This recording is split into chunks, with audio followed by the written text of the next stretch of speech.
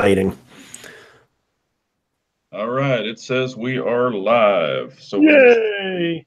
see if it's working. Hopefully it's all working. Yep, we are live. So I just saw Pop's video, and now I have Freddie Mercury and David Bowie in my head. Nice, nice. Damn you, Pops. Hello, everyone. Hey, everybody. Hello. Gun Nation. All right. Oh, we got a bunch on here.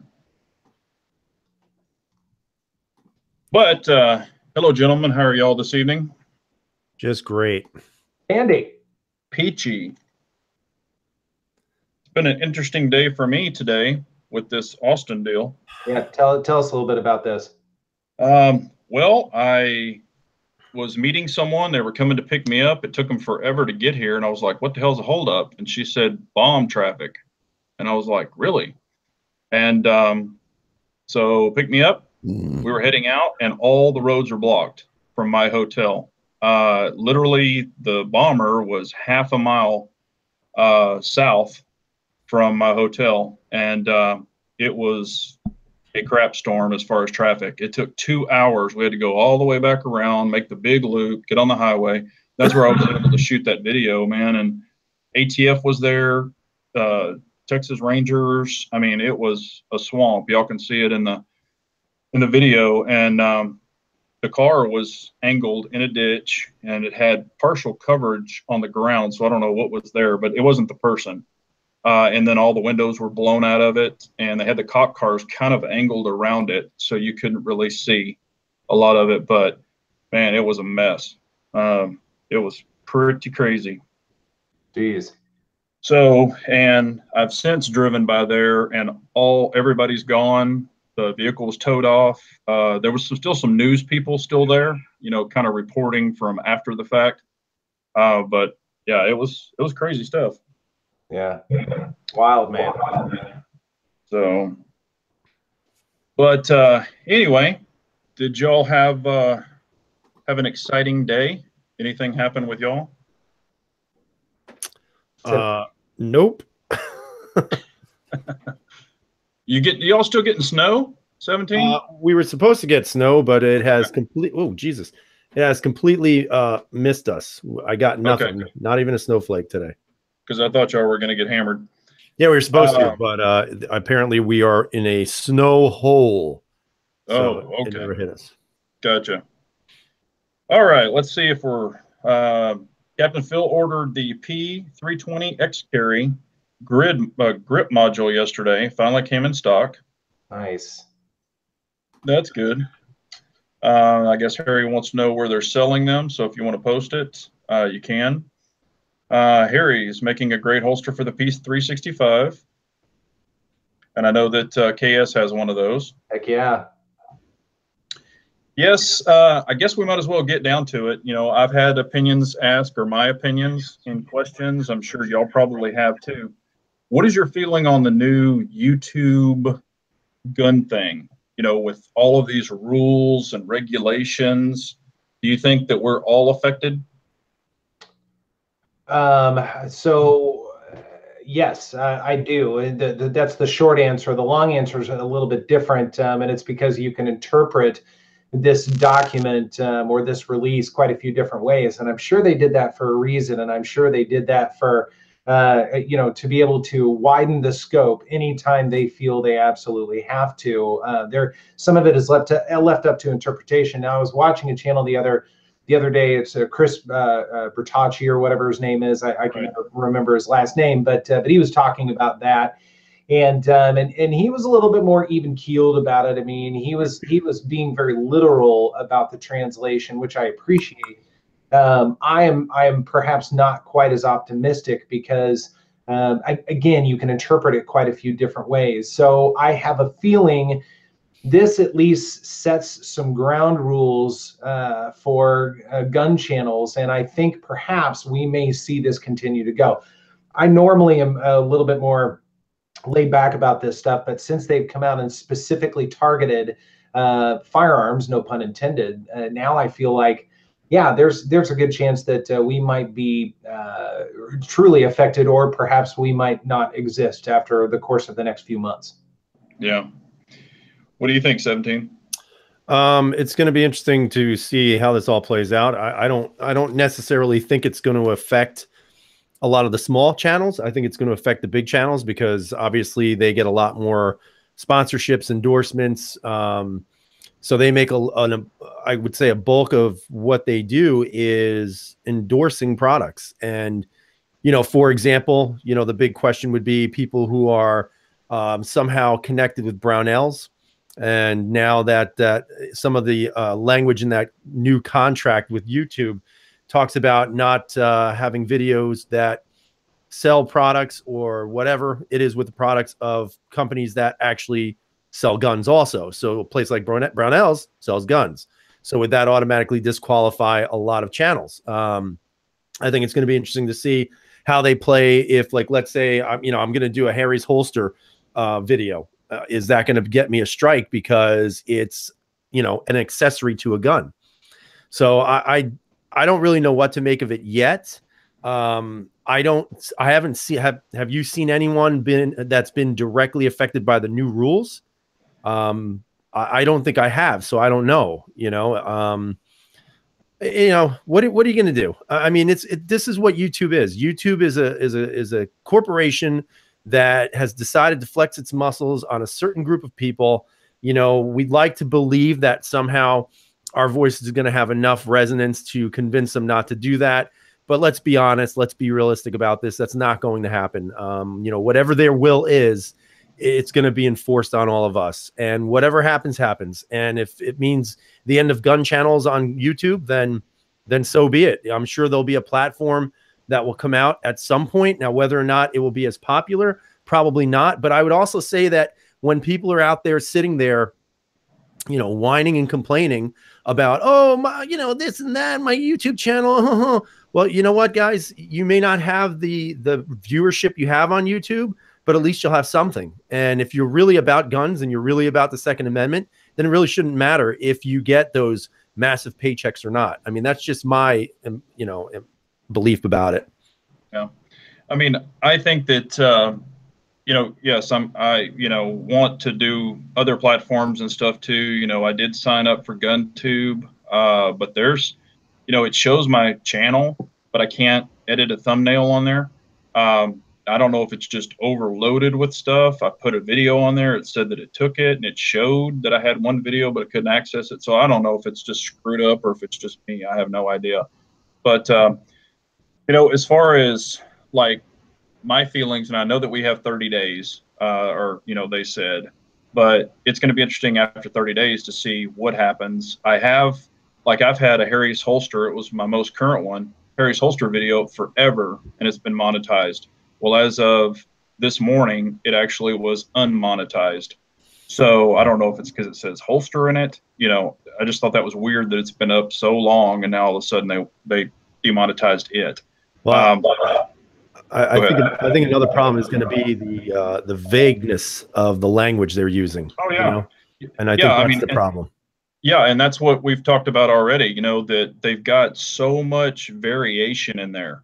You know, about the triggers and stuff like that. I mean, what are they going to do as far as a rapid acceleration? You know, like rapid shooting. You know, Jerry Michalik. I mean, the guy's got a, you know, spring finger. So he's got a machine gun finger. Yeah. So that's what I'm saying, you know, and even with the bump stock and the other things that have been brought up and that they're worried about, you know, you still have to pull, you know, bounce your finger off of it. So it's still actuated with your finger. So I don't know. I just think it's a bunch of crap. And I think they're just looking for every single little thing. And, you know, in the big spec of YouTube, we are literally a speck. Mm. So can y'all hear me echoing? There's an echo every once in a while. Yeah. All right. I'm sorry. I'm going to try to turn this down. See if that fixes it. But I don't know. We're just going to have to play it by ear and see how it goes. I think the more interesting question would be how would you change your channel? You know, if they ban all guns, we should just make stupid channels, you know, and watch. We'll probably go viral within a day. Yeah. Well, I was joking around and said that I'm going to start an underwater basket weaving channel, and I was just joking around about it, and a lot of people said, "Hey, yeah, do it. That'd be funny." I'm gonna start a hair growing channel. We get that. But hey, you know what? That could go viral for you. Yeah, it would be. It's gonna be one of the longest videos ever. So Bald is saying, screw YouTube. We can just go somewhere else. A few million gun owners will boycott them. They will feel it. I have mixed feelings about that, Bald. I'd like to think that's true, but if you think about the broad scope of videos on YouTube versus gun videos, I imagine we probably don't even amount to 1% or 0.1% of YouTube. So I don't know how much they would feel it. And as far as advertisers go, even though we definitely see gun-specific advertisements from the NRA and holster companies and that sort of thing, which is great. I like to see gun products advertised before my videos happen, but I imagine again that's an incredibly small drop in the bucket. Again, I don't know for sure. I don't know the stats on that, but I don't know that YouTube would feel it very much. Yeah, and like you were just saying, and I kind of wondered about this too. With the advertising that they put on, like for holsters and the urban carry and all this other crap. Are they going to stop taking those advertisers? Are they going to say, "Oh, you're gun related, so we can't have you on YouTube"? Are they going to turn away that revenue? Oh, hell no. You know what? That's what I'm saying. But it's a double standard. I'm also curious, though. I mean, if they're going to start doing this for gun channels, why are they not doing this for some of the channels out there that display acts of violence all the time? I mean, you can go on YouTube and punch in anything, where you have people literally breaking the law. I mean, none of us in this room or on this chat right now have ever broken the law when it comes to doing our videos with guns or whatever it is.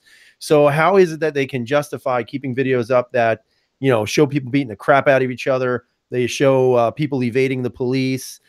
How do they justify that, but then target us because what we're doing is supposedly unsafe? Yeah, no, and I've said the same thing. That World Star where people are punching people out, and yeah, that's all over it. Well, and I was watching the Gun Collective talk a little bit about this, and one point that he made that I firmly believe in, and Harry just reminded me about this, and our good friend Harry here sells products, right? He sells holsters, and he was just making a point that people oftentimes come to buy his holsters because they see videos like all of ours and Nolan's and everybody else's, Pops, whomever it happens to be, who are showcasing some of these products out there.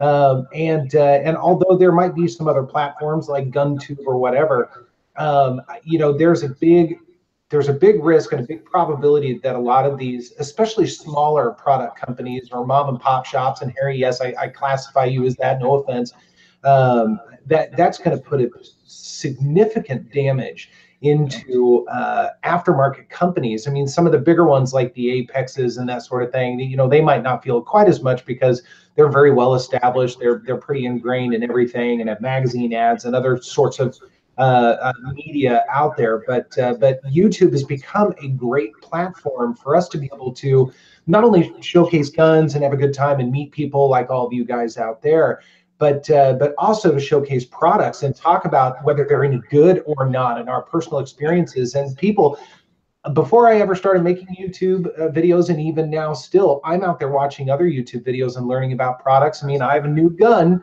and I watched a lot of YouTube videos and studied up on the products, and I bought a product because of some recommendations and a lot of good videos. And if I didn't have those, I probably wouldn't have bought the product. So do you want to go ahead and let the cat out of the bag then, and we can just move on to guns? well, sure. Okay. So I did get a new toy, the smallest firearm I've ever owned. Actually, it's smaller than the 365, so you're barely going to see it. But no, I decided to make a foray into the Scorpion, the world of the Scorpion, and this is the new Battleship Gray Scorpion. So I was lucky to be able to hit up Center Fire Shooting Sports, and they just happened to be able to get it, and they ordered it, got here in a couple of days. So I'm very excited about that. Hold that up one more time. All right, I'll hold it up one more time. Here, there you go. Does it look like this one? Yeah, it looks like that one, and the thing folds, and the thing. Yeah, I've seen one of those before. What is this? Awesome. A penis measuring contest? What's going on here? It is. Hey, where's your 17? I don't have one, Big Johnson. I don't need to have one to fit in, damn it. We're just jacking with I you. have other rifle. Well, that's not really a rifle. Yeah. We're just jacking with you. Let's buy a 9mm rifle. No. Yeah. No, thank you. I can't wait, dude. I am so excited. Yeah, no, they are. I hope they you are enjoy it. They are a lot of fun. Yeah, the only thing and I know that I've already told you this, you better have a ton of ammo because these things love ammo. Yeah, no, I'm prepared for that. It's all good. I've got a box of 50 rounds, and I'm just gonna have a great time. 50 rounds, man, you'll go through that in a mag and a half. Well, not all at once, Okay. but we're gonna have a good time. I gotcha. So yeah, I was able to put my hands finally on a P365 yesterday, and you know, I shared my findings with both of you, I believe. And you know, after I thought about it, hang on. You have to build up. Like everyone wants you to build this up. I am. If you'd let me say it, I would. Okay. So after careful deliberation of spending some time in the gun shop and you know, touching it and dry firing it, the trigger's really nice on it. I really like those X-ray sights. So I went ahead and I gave it back to the guy and didn't buy it. I just the damn thing is so small. It's just, to me, for my hands, it's uncomfortably small. I don't like how the grip actually gets cut off almost. If they would have extended that bottom a little bit more, I would have liked it a little bit more, but I just felt it was way too small for comfort. Well, you can get the 12 round for it, which would add a little yeah, bit. I can't do that. But I actually was holding it with a pinky extension. And even with that, I was just like, nah, you know. Sorry. Well, put it this way, and this is, I know that it probably wouldn't be effective for you because the mags aren't cheap. I think they're like $50. But if you were to get a 12 round and then pin it just for the extra length, I mean, you know, even with that, I still don't see it being any better or worse than a Shield or a PPS. And it's not knocking the gun. It's not knocking any of them. It's just saying I don't see anything that really makes it any better. Now, I know everybody's saying, well, it's the capacity of the magazine. Yeah, you're right. It does have higher capacity by 2 rounds. And for that, and with the night sights and the decent trigger, I just don't think, for me personally, it makes sense. It just doesn't. I'm very happy with the Shield. No problems with it. And I'll keep it, you know, as my single stack, you know, subcompact. So I love the Shield. I mean, you know, nothing against that. This real quick on the P365, since you've gotten to hold it, and you've gotten to kind of paw it a little bit, so to speak.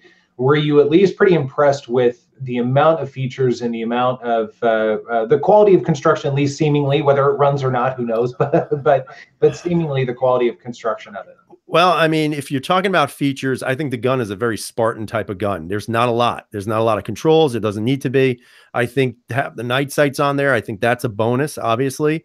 Right. The trigger it's got a very nice short trigger. The reset is really nice. So I think that's a bonus. You know, the finish of the slide, I wasn't very impressed with, to be honest with you. The grip texture was nice. I did like the texture of the grip. It felt like it had a nice combination of a little bit of rough, but not too rough. But overall, I went to the idea of how did it fit in my hand? I mean, that thing was so small to my hand that for me personally, would not feel comfortable shooting that gun. You know, maybe if I shot it, sure. But just from what I held and, you know, just from what I thought about it, honestly, for a little bit less, if you want a gun that small, why not just get a Ruger? I mean, it's basically the same size, right? The LCP. I mean, it's close. It's actually smaller, but I totally understand. And one thing I've noted in both the videos and also the video coming out this weekend with the Shield, it's one thing you have to change your grip a little bit with the P365. I think for most people, if you don't, you are going to run into problems with it. And I've seen that not only from personal experience, because I induced some failures, not for the video, but off camera, and it was very easy to do. But then watching other people pick up the gun and use it, or even just hold it with their grip, you could just tell it's going to run into problems. And I watched one video a couple of days ago. This is a bigger channel, not huge big, but pretty big, probably 30,000, 40,000 subscribers, and a good channel. I like this channel quite a bit. He was shooting it, and he was just crushing the left side of the slide, and he was having failure after failure after failure. And he kept saying, "I have no idea why this is happening. It should be running." The guy behind me had it running just fine, and I'm sitting there going, "Dude, look how you're gripping the thing. It's no wonder you're basically stopping it from working." But don't you think that's a problem too? Because remember, when you're going to a range to shoot that gun, it's a controlled situation.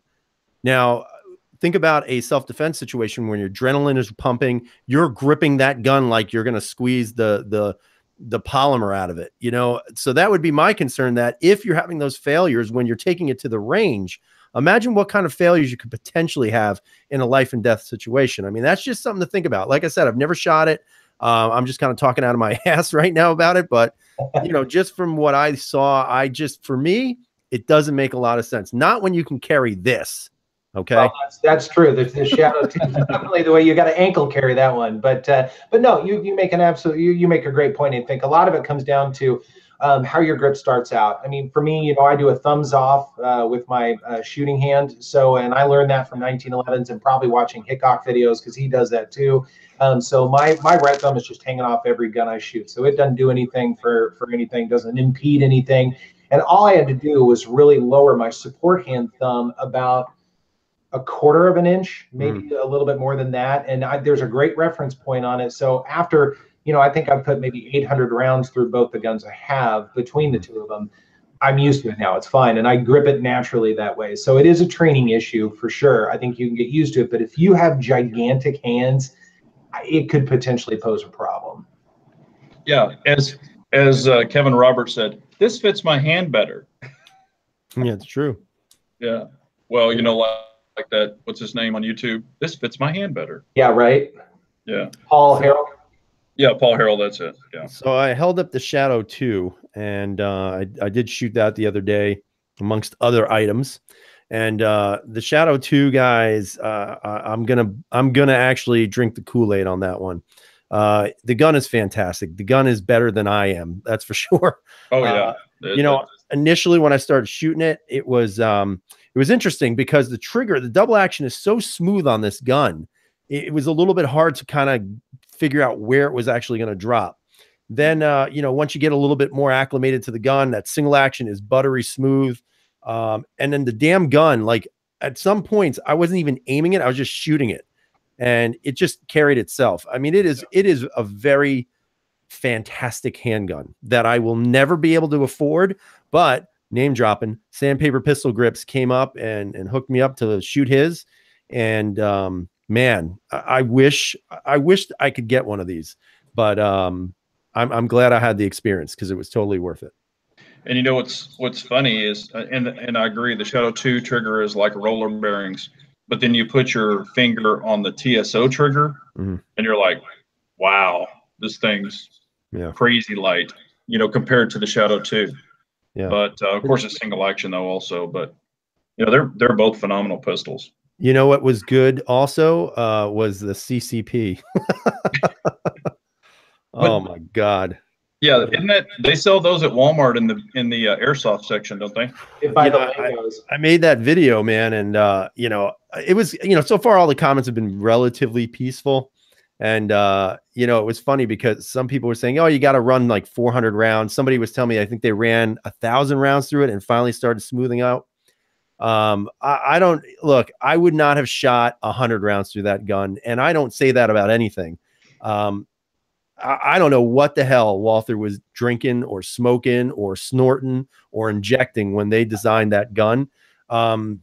It could have been so much more. Like, I really wanted to like that gun because I love the Walther brand, but my God, what a piece of garbage. What a piece of garbage. Pops has a really good idea for you, 17. He said, if you sell a kidney, you can get the Shadow 2. You know, I like filtering my blood just fine. Well, you haven't. No, you have 2. So yeah, okay. I want to keep 2 as long as I can. No Shadow is worth my kidney, damn it. Okay. All right. Whatever, you have 2. Hey, real quickly.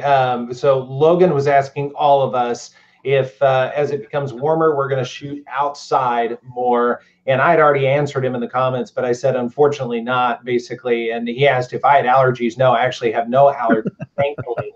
I just have no access to an outdoor range. Even though I live in Kansas and you would think farms everywhere, I think I've seen one farm in my life. I live in a big city.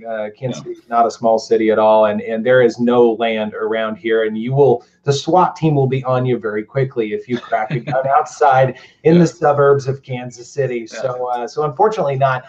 You guys are stuck with center fire for the foreseeable future. Yeah.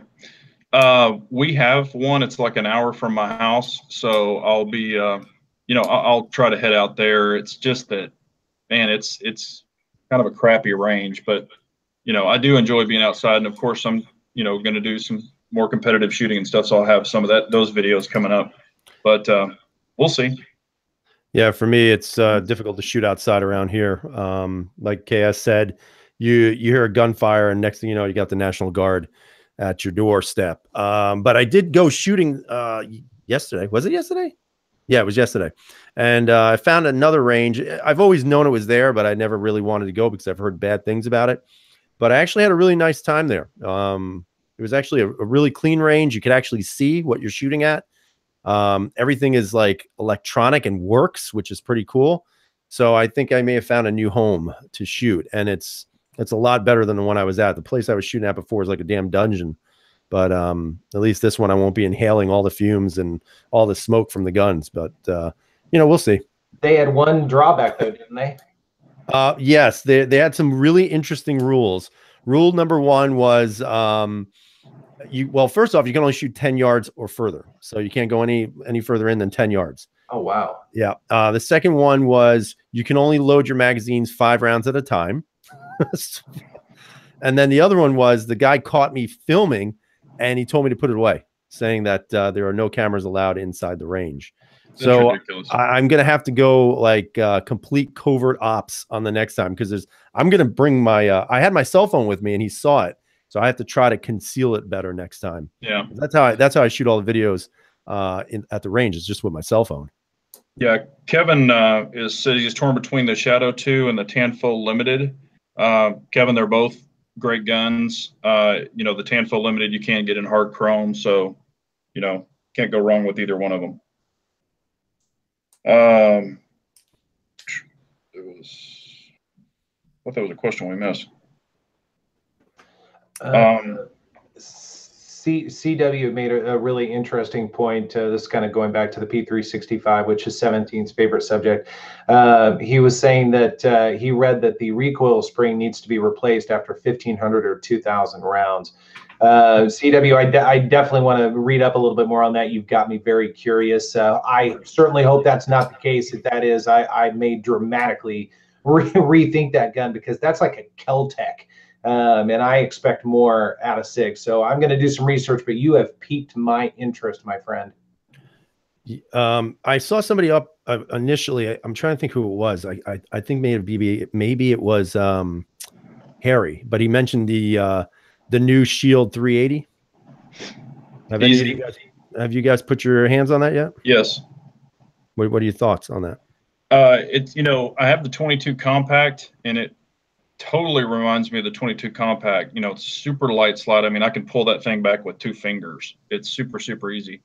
Not super crazy about the rear grip safety, but it's not, because it goes up at an angle from the rear up. So, but, I dry fired it. It's got a pretty decent trigger. It's actually not as good as the regular 2.0. It's just a little stiffer.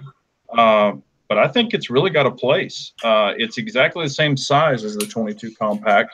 Sights are nice. It does have the 2.0 grip, but I think it definitely serves a purpose for some people. So it's not real tiny, but Yeah, I mean, I thought it was pretty nice. I didn't like the grip safety on the back is stupid. I think that's a horrible thing. It actually feels very, very cheaply made. So that would be my concern on it. The slide is ridiculously easy to manipulate, which is kind of good. Especially for those of you who have weaker hands. I don't like the safeties. Both safeties need to go. But I thought it was pretty cool. The trigger, they actually don't have a hinge trigger on it, which is nice. It's because of the grip safety. Yeah, but I think it has a place. I mean, not in my hands, but definitely with someone. I if I had a dream shield that was a 380, it should be the exact same size as the shield and have the same features on it. Obviously, that totally wipes away the purpose of the EZ shield, but that's what I would have wanted to see. I didn't think it was a bad gun though. The grip safety didn't bother me one bit. If you're into 1911s or Springfield XDs or whatever, I mean, there are definitely some guns out there with grip safety. So that it's certainly ridiculous looking. But from a function standpoint, doesn't bother me a bit. The safeties I hated because they were paddles, man. They were big safeties, and they definitely could get in the way. But I would have liked it to have been smaller. Yeah, yeah. I think that I think it's going to serve. I think it's a very nice niche gun for elderly new shooters. I mean, I think that it's going to have a place, and I think they're going to sell some. Yeah, probably. So I actually picked this up the other day too. This is the 4¼ inch FTE M&P 2.0. Oh, cool. It's friggin' pretty nice. Comes with the TrueGlow TFOs or TFX, but not the TFX Pro. So I sold my black one, and I wound up picking this up, and I'm glad I did. Already dropped the Apex trigger in there, so that's pretty cool. Yeah, that looks really good with the trigger. Yeah, I mean, it really is just a nice, really just, I love the M&P. I'm not going to, we don't have to go into it again, but it really is a fantastic handgun. It really is. Yeah, like I said, or like I always say, it gives people different options. Right. So I think that's always a positive thing. Let's see. Anything new and exciting coming up that y'all have on your channels other than the M&P and the Scorpion? Well, I'm gonna do a post review on the Shadow 2, send it packing back to its original owner. Probably shed a tear while I do that, but it's gonna go back with a nice holster. And that was just, it was such an exciting day. I was like a little kid shooting this thing. Hey, would you answer that? Yeah, right. But the Shadow 2, man, when I was shooting it, I was so excited to shoot this gun. It was like, it really was like going back in time to the first time where I actually shot. And it really was just that enjoyable. And for me, it's a good experience to have. And I can't say enough how grateful I am to Sandpaper Pistol Grips for that. I'm going to be doing a review on this again. I shot this as well. Awesome. Absolutely friggin' awesome, but not a surprise. Well, and that brings up another point. Since, of course, I know that you like your regular PO1 also, but between the PO1 standard and the PO1 Omega, which trigger do you prefer now, since you've shot both? Preference is always, a negotiable word. Opinion. I think the flat trigger on the Omega or the semi-flat trigger on the Omega, it definitely feels good. I have to say on this gun, it feels better than on a P07 for some strange reason. Yeah. I don't know what it is, but it felt really good. Everything connected well with the handgun. The curved trigger, I don't have a problem with it. I actually like it, but I mean, again, the first gun I ever owned was a PO1 with that trigger. So, I don't think there's anything wrong with it. I think it's as good as anything else. I actually like it a little bit better, but that's because I have that $18 spring kit in it. And I just got that today from Cajun Gun Works, and I'm going to be installing it into the Omega, and that should smooth up that double action a little bit. So other than that, I mean, if you have a choice, me personally, I'd go with the Omega, just because it's a little bit more modernized. But if you can only find the original, go with the original, because they're both just sweet shooting handguns, and you can't go wrong with either one. Yeah, I guess they're saying that we got a thumbs down, or who the hell's? It's one of my fans. It's one of my fans. Probably. Yeah. It might be KS's parents. That's right. No, they're out of town. It's not them. So a lot of stuff coming up on the channel here. Of course, the Scorpion will be coming up, although I've got a little while before that'll come out. I've got another, if I could only have one, coming out between the 365 and the Shield. There were a lot of requests for that, and I kind of wanted to get that off the shelf, so to speak. I did get my 365 back from SIG. So the body double will go back to its owner very shortly, but I may make a short video about it. There isn't much to talk about. I was very surprised at how little was done to this gun.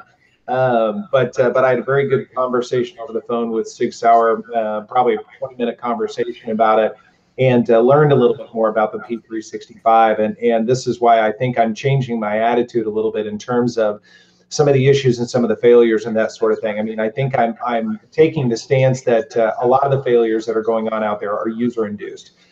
Based on what I've seen, what I've done myself, other videos I've seen, other people handling the guns, I think a lot of them are user induced.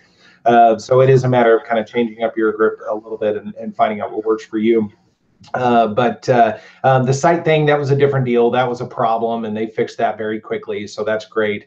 And then the peening, apparently the peening is totally normal and will stop. There are tolerances. So I know. So here's the thing. I did the exact same thing you did, 17. I actually laughed at this guy a little bit. I said, hang on, Chuckles or whatever your name was, and said, you know, hold the phone. That sounds like a cop out and an excuse. And after a good period of talking and a little bit more understanding about some of the measurements that go into this gun and the I don't know, whatever you want to say, that goes into construction, there is expected to be a tiny bit of peening. And actually, looking back on some previous guns that I've owned, other guns, especially much smaller guns, have run into the same issue. They've peened just a little bit. In fact, I had a shield that peened, one of the very first shields, and it was a kind of a first run of the gun. Not a problem. Smith & Wesson said the exact same thing to me, because I called them about it as well. So I'm going to take them for their word for now.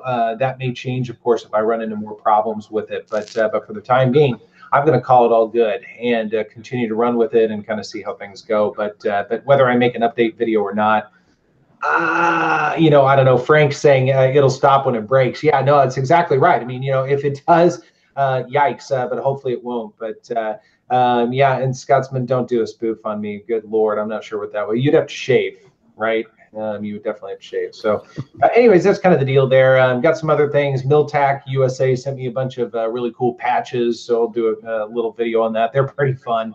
I like those sorts of things. And beyond that, I don't know.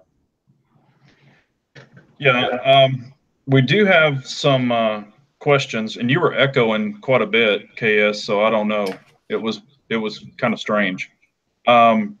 We do have some questions, and now you could answer this also, 17.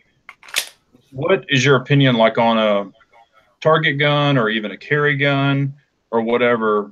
Would you consider only night sights or maybe fiber optics also now?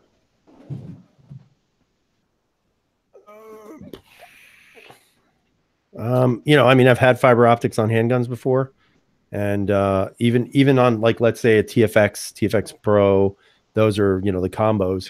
Yeah. I would say that fiber optics, you know, it was good on the shadow. The only thing, and it's probably just my eyes, I would have preferred the red instead of the green, just because the background lighting of the range kind of absorbed that green too much. So it was a little difficult to actually get a nice bright front sight.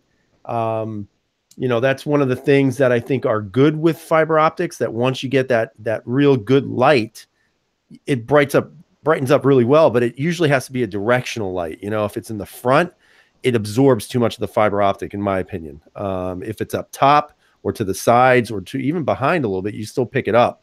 But, you know, I think for me personally, I like having the night sights. But I also like having something on the front sight that's bright so that I can see it picks up really well in the daytime. So for me, I would go with the bright front, but night sights. Okay. But you, KS? I like HD night sights, certainly for carry guns, home defense guns, that sort of thing. And generally speaking, at the range as well. I just do. My eyes, as they get a little bit older, I appreciate that high def front sight. It's much easier to pick up, especially when you're shooting fast. However, I've gotten to appreciate fiber optics. At least I like the green fiber optics, like on the Shadow and a couple of other guns as well. I've done that with the X5. It's got a nice green fiber optic on it. So that's run pretty well. But again, that would be for range or potentially competition. That would never be for home defense or carry. Yeah. And see, you know, I was always really night sight bias, you know, but as I shot more and more competition, I really learned, or I guess acquired, better sighting with the fiber optics. You know, the night sights were a little blocky, you know, when you're going for a farther shot or a more precise shot. And then, so what I've done is actually changed over even my carry guns, you know, to night sights, or excuse me, to fiber optics. And I prefer the green also. So, you know, I look at it this way. If I'm going to shoot, I am not going to shoot at a target that I can't see anyway, and night sights don't light up your target. So of course I'm going to use my regular handheld flashlight, see what I'm, you know, where I am. But I feel that if I had to take a more precise, farther shot, for the target type sights or the fiber optic sights are going to be more accurate for me. That's just my opinion.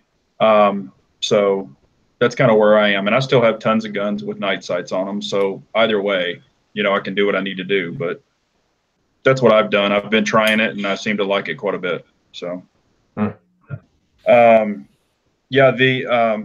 and matter of fact, all my night sights came with red because I guess they're talking about some reds and greens. You know, my Shadow 2 came with red, my Stock 2s, you know, other ones, and I've changed all mine over to green. I just prefer the green. It just, my eye picks it up a lot better. So, and then we've had, you know, there's been a bunch of questions in here too about where to buy sights from, you know, Cajun Gun Works, Dawson Precision, wherever.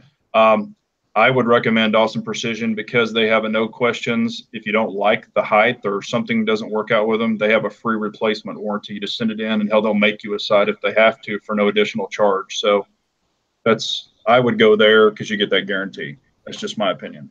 You know, I like Dawson Precision too. The one thing I've run into with them, they don't like to refund your money.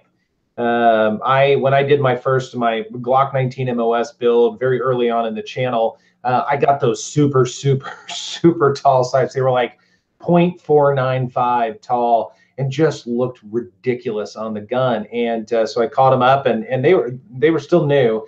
Called them up and said, you know, these aren't working out. They said, have you opened the package? I said, yeah, I've opened the package, and it was a Ziploc package. They said, sorry, and that was it. They were done. Now, did they say, hey, we'll send you what you want? No, they wouldn't take them back. Once I'd opened that Ziploc bag, they were done. Yeah, so, well, and if you said that was a long time ago, because they have, and I mean, I asked them multiple times. I'm like, you know, even if you install it, for example, Glock 17 installed one on his, and he shot with it, and it was not the right size, so he needed a little bit taller, I believe. And he exchanged them. They said, remove it, send it back. And so maybe that's a new policy they started. Yeah, if you open the package or if you mount it on the gun, at least this was whatever 9 months ago, they would not take them back. Yeah, because Cajun, that's what they told me. They said no, and I was like, "Well, it's your site set up, and it's, you know, one's higher, da da da," and they said no. But Dawson assured me they would. So I don't know. I mean, I guess, you know, the person can check with it. Matter of fact, they even have it on their site. It's they call it a no hassle replacement guarantee or something. So that's good. Anyway, but like I said, people can get what they want and from where they want. I'm just, you know, we've had a lot of people ask here. So in regards to the fiber optic debate, one of the fiber optic sites that I actually like, that I've had good success with, and I think are extremely sharp, are Williams fire sights. They're excellent sites, and I think they're actually better than what you mentioned. You know, my experience with them was odd because when I was looking for the Phantom sights, I asked them a couple of questions and they couldn't answer the questions for me. So I was like, really? You know, how can you not answer this question? The only thing I have a set of the fire sights on my Compact 22, and the sight actually sits up out of the little trough, you know, and they say that is, I guess, more able to break, where the Dawson have that little channel that they actually sit in, where they say it makes it more stable. Now, I've never broken a fire sight, and I've yet to break a Dawson, so I don't know. So if someone's experienced that in the chat, they can let us know. But someone told me that, you know, that they've broken some of the wheels or that fire sight. So, but I've never broken mine, so I don't know. Let's see here. Okay, here's a good question. Farm Freak has red dot on a home defense nightstand pistol.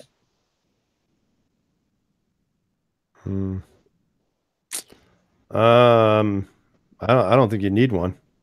I think you should get yourself a light or a laser. Yeah, there you go. Okay. What do you think, KS? I hang a chainsaw off mine. Or grenade launcher? Right. Not for me personally. I think that's fine. I mean, there are certainly advantages to it. It's point and shoot, so there's nothing wrong with that. But my preference is a light and good sights, and that's it. I try and keep it as minimalistic as I possibly can. That's by choice. But I think the movement is to go towards red dots more and more, whether it be carry or home defense or whatever it happens to be. So you're probably in the minority right now, but you're probably not going to be in the minority for entirely too much longer. Yeah. I don't have a ton of experience with, the red dot or anything like that, but I think it all goes back to what you're comfortable with. If you can take a red dot and you can shoot lights out with it on your pistol, then why wouldn't you? If that's the way you've got it set up. But if you haven't trained with it, I wouldn't just say, okay, hey, the new red dot's out, let's put it on our pistol and set it on the nightstand and never shoot with it. I wouldn't recommend that. But if that's what you carry and you're comfortable with it, by all means, do what works for you. I don't have one on my nightstand pistol. I have a light on it, and that's what I run. So, speaking of lights, so I never thought I'd say this, but I got one of these in the mail the other day. Sweet. And I've been playing around with it for like a week now, and I gotta say, man, it's actually pretty nice. It's pretty good. Yeah. For what it's worth. Like this is my TLR3, and I like this light. I mean, it's good, it's bright, but then they sent me that mini Valkyrie, and man, that thing is pretty sweet. It's small. I like the way it charges, and I like the way it hooks up. No screwing, no screwing, no screws, no nothing. It's just a clamp, and I've put it on every single gun to see if it works for every gun that I own. Works for everything. So right now it's doing night duty with the PPQ. But man, I'm impressed. I didn't think I would say that, but I am impressed. It's not as nice as Pops's Olight, but it's pretty darn close. His shop light. Yeah. Let's see here. Scott Smith's asking weapon lights or handheld. Wait, say that again. Weapons light or handheld light. I don't know. Whatever your preference is. I prefer to have the one hand free. Yeah. I'm gonna say whatever it is that you train with. I've used both. Some people say, oh, if you have the light on your pistol and you can't hold the light up here, they're gonna shoot, where the light's coming from. I don't know about all that. I've used both weapon lights and lights. The only thing is a lot of people will say, if you have a handheld and you get in a scuffle, you could lose the light and never find it. Well, I mean, the gun could be knocked out of your hand also. So, I mean, there's pros and cons to both. Hell, if you can have both, use both. If you can't, then pick which one you prefer and which one you train with. Yeah, I like a weapon light. I just think it's easier. I like to have one hand free. I like everything being in one package, so to speak. Somebody mentioned actually the TLR7. Terry, actually, Compton Terry. And Terry, I saw something about that the other day as well. That has me very intrigued because I like my TLR3, kind of like 17. And for the money, I mean, I think they make great lights. I like the Olight too, but that TLR7 looks really cool. It's a little smaller, and good on them for doing that. Yeah, and we've talked about this before, and people have different opinions. But on my pistol lights, I like the PRL1 size or the PL2 or whatever. So that way it sticks past the barrel. In case I had to gut check someone, it won't knock the gun out of battery. And if you have a light that's way up under the barrel, I mean, there's no issue with that as long as you have light and you can see what you're having to shoot at. Right. My preference is just to have a bigger, longer light. That's just a preference. But let's see here. So would you guys like to bring up the school shooting in Maryland or at all? Do you want to talk about that? Oh, yes. Yes. Well, go ahead. Yeah, you brought it. Go ahead. So as many of you are probably aware, there was another shooting in a school in Maryland where a young teenager went in with a gun and shot 2 people. I believe 1 male, 1 female. Female is in critical condition. The male is in stable. And apparently, finally, there was an SRO who is also part of the SWAT team, which is actually very interesting. Usually the SROs are the older guys who are close to retiring. But apparently, we finally met force with force. And there was an exchange of gunfire, 1 shot, 1 round. And they're still investigating whether or not the officer killed him or if the kid killed himself. Either way, I think this is definitely something that is supporting the theory that when there is a soft target, what normally ends the soft target is having someone there who can meet them with equal or excessively more force. Yeah. As a matter of fact, I was talking to a law enforcement friend of mine today, and he was telling me that in those types of shootings, they usually are able to shoot 1 person every 10 seconds.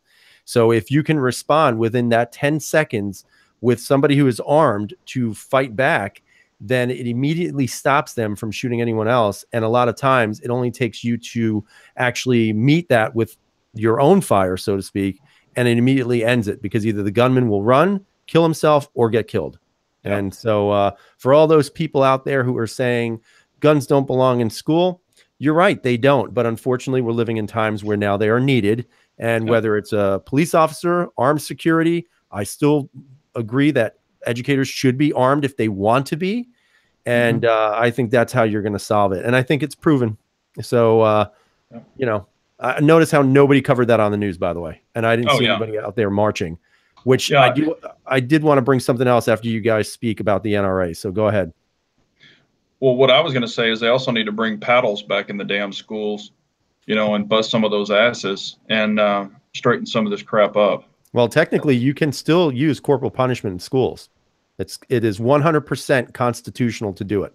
Yeah, but you know, everybody screams child abuse and you spanked my kid and all this other stuff. Right, you know, and that's the problem. when it's proven to be wrong that the kid did really do something, they need to be able to spank the parents too. Get this shit squared away. That's usually more of the problem than anything else. So. Yeah, that's very true. No, I think, and a lot of these guys have said it out here. This is going to be page 7 news with force meeting force, because it's not as exciting and it goes totally against what a lot of the different platforms are trying to march on right now. And the fact remains, it was still a tragedy that a gun made it into school. So that's still definitely bad. But the fact is, when something bad goes wrong, you know, it's better to have somebody to be able to meet that force, like you said. And that at the end of the day just kind of proves that we need to be able to allow people to carry, whether it be, you know, teachers, if that's the case, or concealed carry permit holders, that sort of thing, and have that choice to be able to defend themselves and others if necessary, because that can mean, you know, 1 or 2 lives or no lives versus 10, 20, 30, whatever it happens to be. Yeah. So I don't know. I'm just looking at Harry's comment. It says, I don't like the fact they are keeping these chats up. I can't say half the stuff I want to. I don't know what he's talking about. Do you guys know what he's talking about? What now? Did you see Harry's comment? Now I'm looking for it. Where is it? It says, I don't like the fact that they're keeping these chats up. I can't say half the stuff I want to. Harry, explain yourself now. Do it now. Do it. No. So I did want to bring up something with the NRA, everybody's favorite organization right now. And it was interesting because I received an email. I have never upped on the NRA. I got sick of their nonsense of always sending me emails to get money out of me, amongst other things. So it was interesting because I got an email the other day from, you know, what's his face? I forget his damn name. What's his name? The head of the NRA. What's his name? LaPierre. Oh, yeah, Wayne LaPierre. So it must have been right from him. I mean, it said Wayne LaPierre, right? So I get this email from Wayne saying that in response to all of these thousands of students and people marching, we're going to have a virtual march. Perfect. I mean, unbelievable. Unbelievable. Like, this is the best the NRA has, the best and the brightest. Let's have a virtual rally, and for a limited time only. If you pay for your membership for 1 year right now, it'll be cheaper. And they're going to try to raise more money by getting more membership by having this virtual, whatever you want to call it. Oh, what boy. a joke. You should be, you know what? The NRA, you should be ashamed of yourself. I don't want to hear that we need to unite. I absolutely will not have anything to do with the NRA ever again. What a joke of an organization. It totally is. Real quickly, Harry was talking about the chat used to disappear when the video was done, right? So if you're participating in the live chat, you get to be a part of the chat room, and then when it's done, it's done. You can only watch the video after that. That is no longer the case. That chat lives in infamy from now on. So all of the conversations that we are having here will be out there until our channels get shut down in a couple of weeks. So, yeah, exactly. So just, be sure to note that. The whole thing about the virtual rally was basically they were trying to organize people to sign up for the NRA. And, to me, that it means zero. It means zilch. And at the time now where we're at, I still don't understand. And maybe I'm being naive, I guess. I don't understand how, as a gun community that we proclaim ourselves to be, how are we not able to get the NRA and the GOA to somehow come to some agreement that combines them and gets rid of the power structure of the NRA and maybe revamps it by the gun owners of America? It is absolutely a disgrace. And now you know why we're losing the battle, guys. We're not losing the battle because we bitch at each other. We're losing the battle because the people who are there to represent us are not doing their jobs well enough. Well said. Soapbox. Well said. Yeah. We're getting pretty close to having time or going out of time. What y'all have any final thoughts or anything that we didn't discuss, or any quick questions that we might need to answer, or what's coming up on your channel? I know we talked about it a little bit earlier, but I would like to know the meaning of life. Can somebody answer that for me, please? We'll start a different channel for that. Yeah, you might have to start a GoFundMe page for that, so people. It's going to be the Meaning of Life channel. There you go. Right. So yeah, I think we've kind of covered the what's coming up next here. So we've got all that. But as always, guys, thank you very much for joining us. We always have a ton of fun with you. Thank you for giving up an hour of your Wednesday evening, and be sure to check out everybody's channels, like we always say. And we really appreciate you guys. This is a ton of fun, and it just gets better every single week. Yeah. Frank's giving me crap. What do I use on my hair? It's called Suavecito. So, but one thing we didn't do is a gun check. I know we showed some CZP09. So I got the CZP09 with the sandpaper pistol grips on them. I've been testing these and I'm really liking them. And got the CZ Scorpion. That's and the Shadow 2. The P320RX and a Harry's holster. This thing is badass, Harry.